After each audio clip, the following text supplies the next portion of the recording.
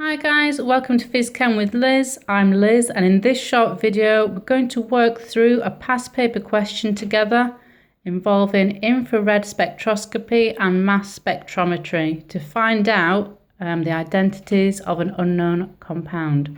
So if you want to get yourself a copy of this paper, it was June 2011. It's an OCR one. It's from the Chains, Energy and Resources. And you're going to need a data sheet as well. If you don't have one, don't worry, you can use mine in the video. So the question says, we have compound X and Y and they're reacting together to make an ester Z. So you know from organic chemistry that carboxylic acids and alcohols react to make esters. So one of these has to be the acid, one has to be the alcohol. We don't know which just yet.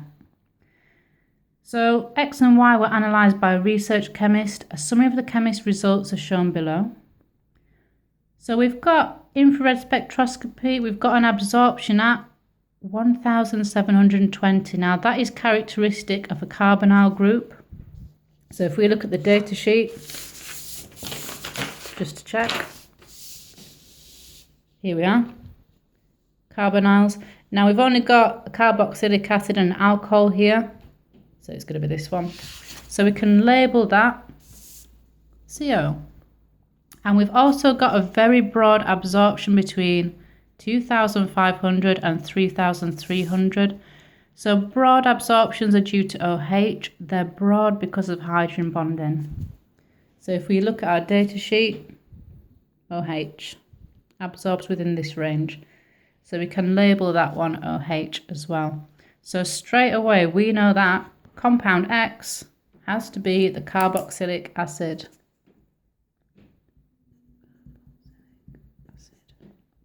So next thing we want to do is find out exactly which carboxylic acid it is. So to do that, we're going to look at the percentage composition and the molecular ion peak from the mass spec. So starting with this percentage composition, we can treat these percentages as if they're masses because they add to 100. And we can calculate moles if you like.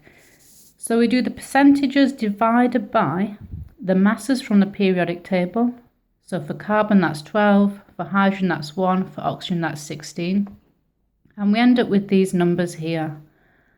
After we've got these numbers, the next step is to divide by the smallest. So the smallest is 2.7. 4.1 divided by 2.7 is 1.5. 8.1 divided by 2.7 is 3, and then obviously 2.7 divided by itself is 1. We've ended up with a fraction. We can't have 1.5 carbons, so when this happens, we times everything by 2 to get the nearest whole number. So we end up with 3, 6, and 2, and then our final step is to write that as a formula. So we end up with C3H6O2. So, we know which carboxylic acid that is. It is propanoic acid. Okay, the next thing, now this is the empirical formula here that we've worked out. So the simplest whole number ratio of atoms. We want to find if this empirical formula is also the molecular formula or not. So to do that, we look at the molecular ion peak in the mass spectrometry. It's 74. So we need to work out the molecular mass of this, and it is indeed 74. So that means that this empirical formula is also the actual molecular formula. So now I can confirm that that is propanoic acid. Okay, so the next thing, that's compound X sorted. We're looking at compound Y. We've got two bits of information here. We've got an infrared spectrum and a mass spectrum. So let's start with the infrared. Just label this so it's clear. Ooh, sorry guys.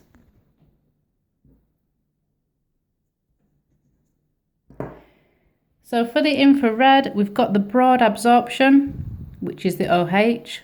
We've got this little narrow pointy thing, which is a CH. So here we are, we can check on our data sheet.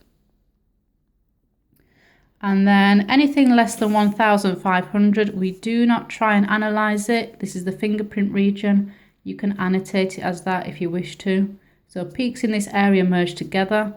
And this is for the computer to scan because it's characteristic of a particular molecule, and it can find out exactly what compound it is by comparison with the database.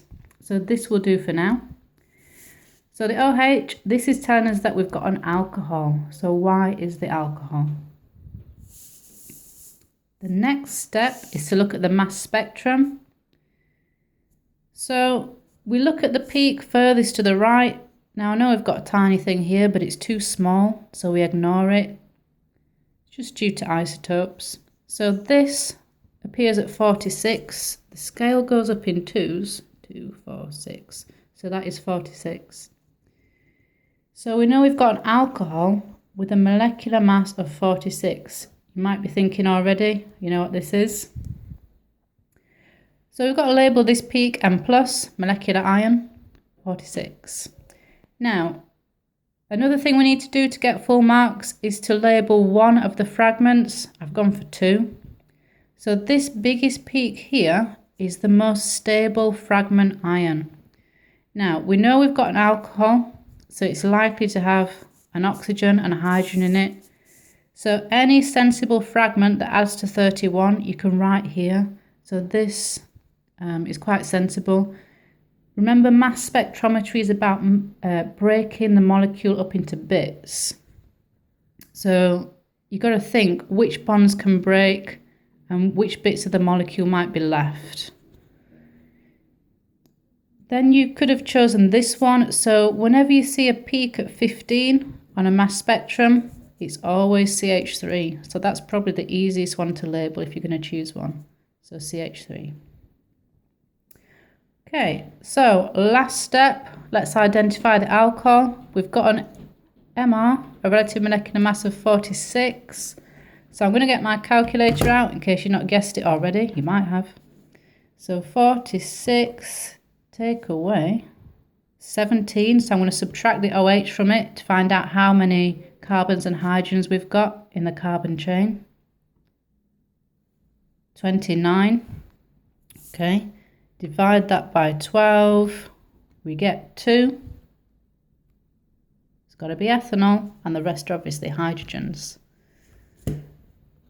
So the identity of compound Y is ethanol. The identity of compound X was propanoic acid.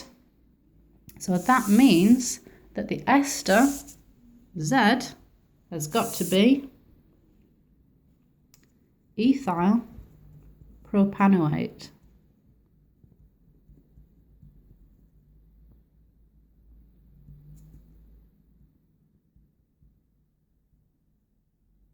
So that's your ethyl bit from the alcohol. And then this is the propanoate, which comes from the propanoic acid. So ethyl propanoate. Done. Bit messy, sorry. So I hope that was helpful. If it was, please like and subscribe. Feel free to, if you've got any questions, email my Gmail or leave a comment in the comments below. Thanks, guys. Have a good day. See you again soon.